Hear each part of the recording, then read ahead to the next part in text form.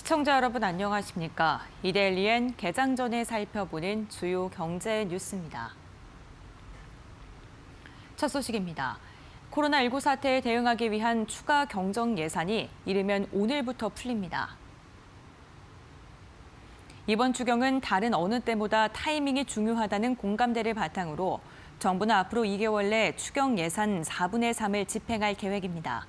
기획재정부에 따르면 정부는 오늘 오후 정부 서울청사에서 임시 국무회의를 열고 11조 7천억 원 규모의 추경 예산 공고안과 배정 계획을 의결할 예정입니다.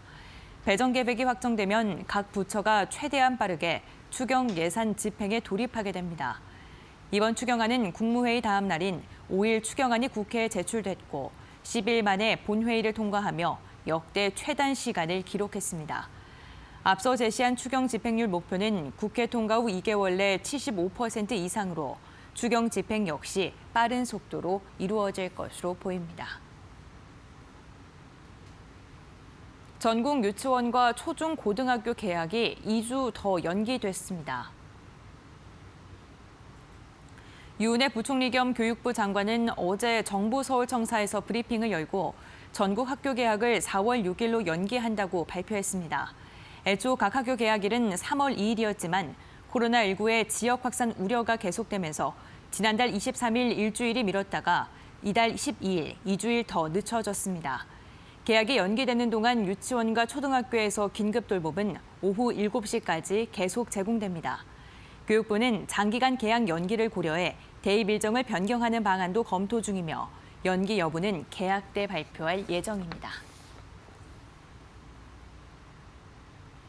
정부가 모빌리티 산업의 혁신을 위해 속도를 내기로 했습니다. 국토교통부는 어제 13개 모빌리티 업체와 간담회를 열고 국민이 다양한 모빌리티 플랫폼 서비스를 빨리 체감할 수 있도록 속도를 내겠다고 밝혔습니다.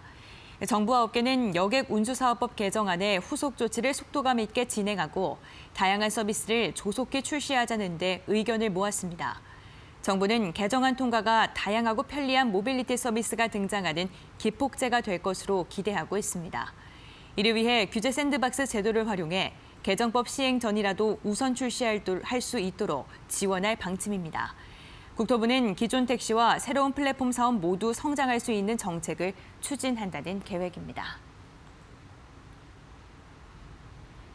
정부가 민간 택지 분양가 상한제 유예기한 연장 여부를 오늘 발표합니다.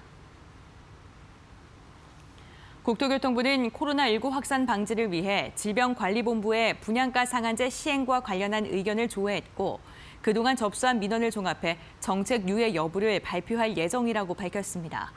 다만 아직 유예기간 연장과 관련한 자세한 내용은 최종적으로 결정되지 않았습니다. 앞서 국토부는 지난해 10월 분양가 상한제 시행을 발표하면서 관리처분 계획 인가를 받은 재건축과 재개발 정비 사업에 대해서는 시행을 6개월 동안 유예해 주기로 했습니다.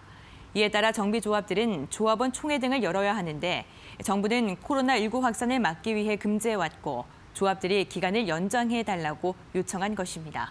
업계에서는 3개월 정도 정책 시행을 연장하는 방안이 유력한 것으로 보고 있습니다. 올해 들어 주식 시가총액이 1조 원 이상인 상장사가 크게 줄어든 것으로 나타났습니다. 한국거래소에 따르면 어제 기준으로 시총이 1조 원 이상인 상장사는 146곳으로 지난해 말보다 43곳이 줄어들었습니다.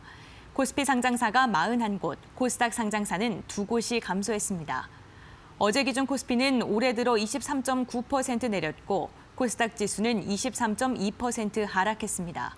삼성전자의 시총은 282조 4천억 원으로 올해 들어 50조 7천억 원 줄었고 SK하이닉스는 58조 5천억 원으로 10조 원이 감소했습니다. 한올바이오파마, 영원무역, 금호타이어, 현대상선 등은 1조 클럽에서 제외됐습니다. 시총상위 10개 상장사 중 삼성 SDI만 유일하게 시총이 7천억 원 증가했습니다. 한진그룹 경영권을 두고 조원태 회장과 대립 중인 3자 연합 측이 그룹 지주사 한진칼의 지분을 추가로 매입했습니다. 삼자 연합 소속 사모펀드 KCGI는 산하 투자 목적 회사들과 반도건설 계열사들이 한증칸 주식을 장내 매수 방식으로 추가 취득했다고 공시했습니다. 이에 따라 KCGI 18.68%, 반도건설 14.95%로 지분율이 상승하면서 조현아 전 부사장의 지분을 더하면 삼자 연합의 지분율은 총 40.12%가 됐습니다. 한편 의결권 자문회사인 서스틴베스트가 한진칼의 정기주주총회에 상정된 조원태 한진그룹 회장의 사내이사 연임 안건에 대해 반대를 권고하며 사실상 삼자 연합에 손을 들어줬습니다. 앞서 국민연금의 의결권 자문사인 한국기업지배구조원과 글로벌 의견과 자문사인 ISS가 조 회장의 사내이사 연임 안건에 대해 찬성을 권고한 것과는 상반되는 의견입니다. 넥슨 차검자인 김정주 NXC 대표가 인도 금융펀드를 인수합니다. 넥슨의 지주회사이자 김 대표가 실소유한 MXC는 버진 아일랜드 국적의 NIS 인드라 펀드에 1,141억 원을 투자한다고 공시했습니다. 이달 말 기준 이 펀드의 지분 92.23%를 취득할 계획입니다. 투자 목적은 인도 비은행 금융회사 간접 투자를 통한 투자 수익 획득이며 펀드 성격 등에 대해서는 밝힐 수 없다고 회사 측은 말했습니다. NXC는 유럽 가상화폐 거래소 비트스탬프와 노르웨이의 어린아 유아용품 업체 스토케 등을 인수한 바가 있습니다. 이어서 이 시각 간추린 뉴스입니다. 뉴욕 증시는 연방준비제도의 기업 어음 매입 발표와 미국 정부의 대규모 부양책에 대한 기대로 급등했습니다. 다우지수는 전장보다 5.2% 상승하며 거래를 마쳤습니다. 마카롱 택시를 운영하는 KST 모빌리티가 아주 아이비 투자와 원익 투자 파트너스로부터 총 30억 원을 투자 유치했습니다. 여객 자동차 운수사업법 개정안이 국회를 통과한 이후 확정된 첫 모빌리티 스타트업 투자입니다. 코로나19 확산으로 부상한 비대면 소비 수요를 잡기 위해 카드사들이 다양한 혜택과 상품을 내놓고 있습니다. 코로나19 사태 장기화로 2월 온라인 카드 승인액은 1년 전보다 34% 급증했습니다. 넷마블이 모바일 게임인 블레이드 앤 소울 레볼루션의 아시아 시장 출시를 앞두고 티저 사이트를 개설했습니다. 24일부터 한국과 일본, 중국, 베트남을 제외한 아시아 24개국에서 사전 등록을 실시하고 상반기 중 이들 국가에 정식적으로 출시할 계획입니다.